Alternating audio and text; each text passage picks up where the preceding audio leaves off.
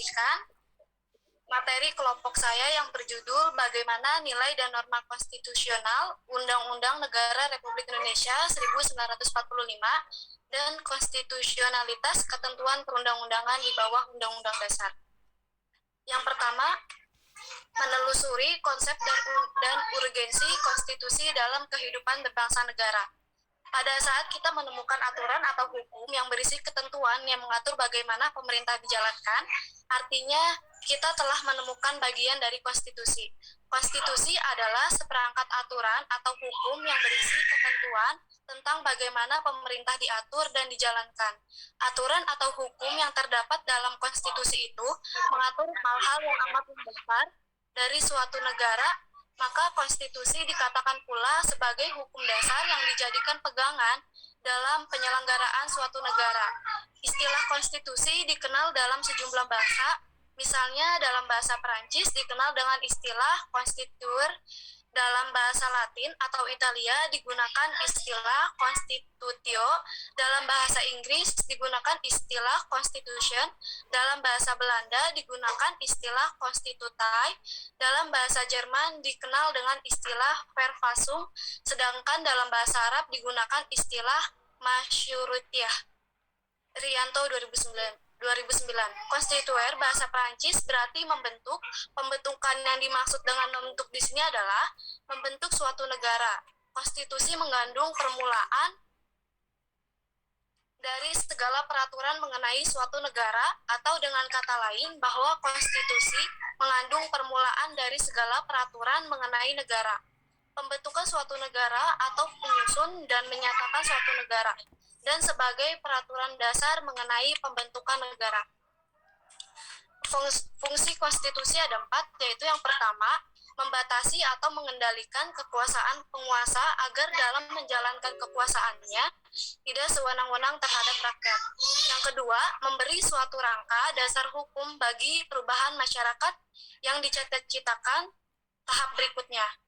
Yang ketiga, dijadikan landasan penyelenggaraan negara menurut suatu sistem ketatanegaraan tertentu yang dijunjung tinggi oleh semua warga negaranya. Yang keempat, menjamin hak-hak asasi warga negara. Yang B, perlunya konstitusi dalam kehidupan berbangsa negara Indonesia. Berdirinya suatu negara tidak akan lepas dengan adanya konstitusi yang mendasarinya. Salah satu fungsi konstitusi yaitu membatasi kekuasaan pemerintah agar tidak terjadi tindakan kesewenang-wenangan oleh pemerintah. Dengan demikian, hak-hak bagi warga negara dapat terlindungi dan tersalurkan. Konstitusi pada dasarnya merupakan suatu aturan yang mengandung norma-norma yang berkaitan dengan kehidupan negara dalam menjaga kekuasaan yang ada dalam suatu negara. Tidak disalahgunakan dan hak asasi manusia tidak dilanggar. Dalam bahasa Indonesia, konstitusi diartikan sebagai hukum dasar atau undang-undang dasar. Istilah tersebut menggambarkan keseluruhan sistem ketatanegaraan suatu negara. Konstitusi memiliki kedudukan yang sangat penting dalam kehidupan berbangsa dan bernegara. Konstitusi juga sebagai pemberi pegangan dan pemberi batas agar penyelenggara negara tidak menyalahgunakan kekuasaan, sekaligus dipakai sebagai pegangan dalam mengatur bagaimana kekuasaan negara harus dijalankan. Dengan demikian, konstitusi harus ditaati, dijalankan baik oleh pemegang kekuasaan maupun masyarakat. Konstitusi memiliki arti penting bagi negara karena kedudukannya dalam mengatur kekuasaan, membatasi kekuasaan, menjadi barometer dalam kehidupan berbangsa dan bernegara, serta memberikan arahan dan pedoman bagi generasi penerus bangsa dalam menjalankan suatu negara. Selanjutnya yang C, menggali sumber historis, sosiologis, dan politik tentang konstitusi dalam kehidupan berbangsa negara Indonesia.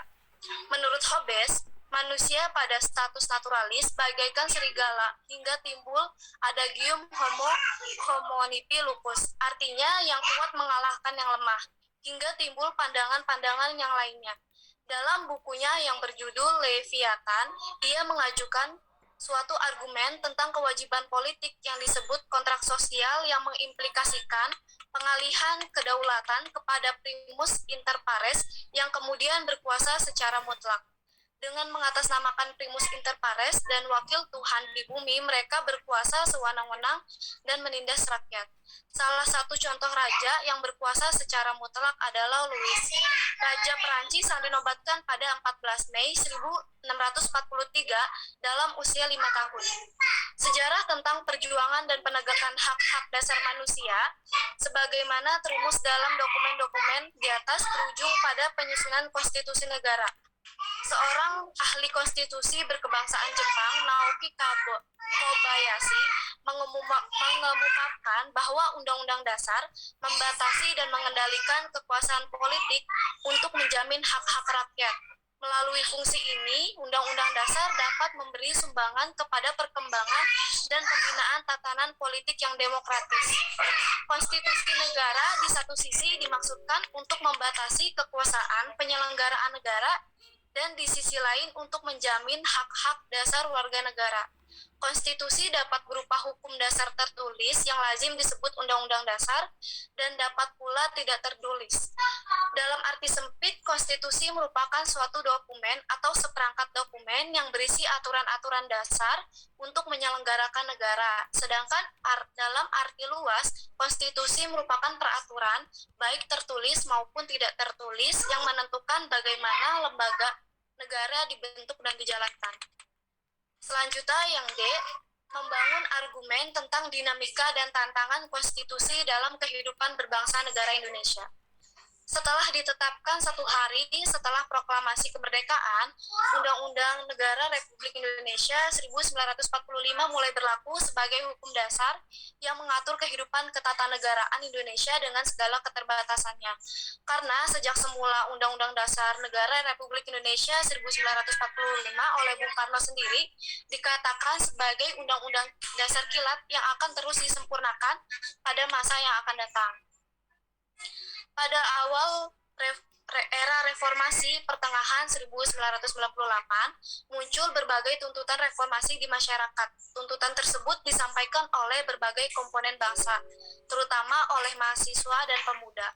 Beberapa tuntutan reformasi itu adalah, yang pertama, mengamandemen Undang-Undang Dasar. Yang kedua, menghapuskan doktrin dui fungsi Angkatan Bersenjata Republik Indonesia. Yang ketiga, menegakkan supremasi hukum, penghormatan hak asasi manusia, serta pemberantasan korupsi, kolusi, dan nepotisme. Yang keempat, melakukan desentralisasi dan hubungan yang adil antara pusat dan daerah. Yang kelima, mewujudkan kebebasan pers. Dan yang keenam, mewujudkan kehidupan demokrasi. Adanya tuntutan tersebut didasarkan pada pandangan bahwa Undang-Undang Dasar Negara Republik Indonesia 1945 belum cukup memuat landasan bagi kehidupan yang demokratis, pemberdayaan rakyat, dan penghormatan HAM. Di samping itu, dalam tubuh Undang-Undang Dasar terdapat pasal-pasal yang menimbulkan penafsiran beragam atau lebih dari satu tafsir, dan membuka peluang bagi penyelenggaraan negara yang otoriter, sentralistik, tertutup, dan berpotensi tumbuhnya praktik korupsi, kolusi, dan nepotisme. Tuntutan perubahan Undang-Undang Dasar merupakan suatu terobosan yang sangat besar. Mengapa dikatakan terobosan yang sangat besar? Karena pada era sebelumnya tidak dikehendaki adanya perubahan tersebut. Sikap politik pemerintah yang diperkuat oleh MPR berkehendak untuk tidak mengubah Undang-Undang Dasar. Apabila muncul juga kehendak mengubah Undang-Undang Dasar, terlebih dahulu harus dilakukan referendum meminta pendapat rakyat dengan persyaratan yang sangat ketat. Karena persyaratannya yang sangat ketat itulah maka kecil kemungkinan untuk berhasil melakukan perubahan Undang-Undang Dasar 1945. Sampai saat ini perubahan yang dilakukan terhadap Undang-Undang Dasar sebanyak 4 kali, yakni pada tahun 1999, tahun 2000, 2001, dan 2002. Perubahan yang dilakukan dimaksudkan guna menyesuaikan dengan tuntutan dan tantangan yang dihadapi pada saat itu. Persoalan bangsa dan tantangan yang dihadapi saat itu tentunya berbeda dengan masa awal reformasi. Selanjutnya yang E, mendeskripsikan esensi dan urgensi konstitusi dalam kehidupan berbangsa negara. Seperti yang telah dikemukakan sebelumnya, asal kata konstitusi dalam bahasa Perancis adalah constituer yang berarti membentuk atau pembentukan. Yang dimaksud dengan membentuk di sini adalah membentuk suatu negara. Oleh karena itu, konstitusi berarti menjadi dasar pembentukan suatu negara. Dengan demikian, dapat dikatakan tanpa konstitusi, negara tidak mungkin terbentuk. Konstitusi menempati posisi yang sangat krusial dalam kehidupan ketatanegaraan suatu negara. Hamid S. At-Tamimi berpendapat bahwa pentingnya suatu konstitusi atau undang-undang dasar adalah sebagai pemberi pegangan dan pemberi batas sekaligus tentang bagaimana kekuasaan harus dijalankan. Dalam negara modern, penyelenggaraan kekuasaan negara dilakukan berdasarkan hukum dasar atau konstitusi. Dengan demikian, konstitusi mempunyai kedudukan atau derajat supremasi dalam suatu negara. Yang dimaksud supremasi konstitusi adalah konstitusi mempunyai kedudukan tertinggi dalam tertib hukum suatu negara. Cukup sekian presentasi dari saya. Apabila ada yang ingin bertanya, bisa melalui kolom chat ya. Terima kasih. Ya, oke. Baik. Sudah terdengar ya semuanya ya. Tadi sudah disampaikan oleh panggilannya siapa nih? Nadifa, Pak. Nadifa. Rumahnya di mana Nadifa? Ciputat, Pak. Ciputat. Oke. Statusnya apa ini? Jomblo, Pak. Oke, ya bagus. Mudah-mudahan nanti dapat calon yang lebih baik ya. Baik Nadifa, di situ ada banyak chat ya, bisa ambil 3 boleh ya. 3 penanya, mau dari atas juga boleh, kan di atas sudah ada banyak yang bertanya ya. Yang di bawah juga boleh. Silahkan. Oh ya, kayaknya ini karena banyak yang bertanya bisa ambil 3 ya, masing-masing presenter ya. Bisa ambil 3, sisanya nanti kalau misalkan kekurangan nanti bisa berbagi ya. Mau 2 dulu boleh, nanti sisanya yang bertanya ini dibagi-bagi lah ya. Baik, terima kasih Nadifa. Tadi Alfiah ya. Fatiah ya, sorry. Ya, oke, terima kasih. Baik, berikutnya Izarudin, ada lagi? Thank you Nadifa. Izarudin, ada lagi nggak? Ada berapa peserta lagi? Ini punya siapa ini? Gambarnya tidak begitu terlihat nih. Punya siapa ya? Ada 3 lagi, Pak. 3 lagi ya. Oke, baik. Ini punya siapa ini? Ini punya Pak. Punya mana namanya? Siapa? Punya Juliana Putri, Pak. Ada Juliana Putri, halo. Juliana Putri. Maaf Bapak, tadi Zuliananya udah dikeluarin. Gara-gara dia off sebentar, Pak. Ya. Oke. Off-nya mungkin terlalu lama juga dia. Oke, berarti next. Nanti kalau dia udah masuk lagi nanti dia baru join lagi. Oke, Jarudin. Yang lainnya dulu kita lewat.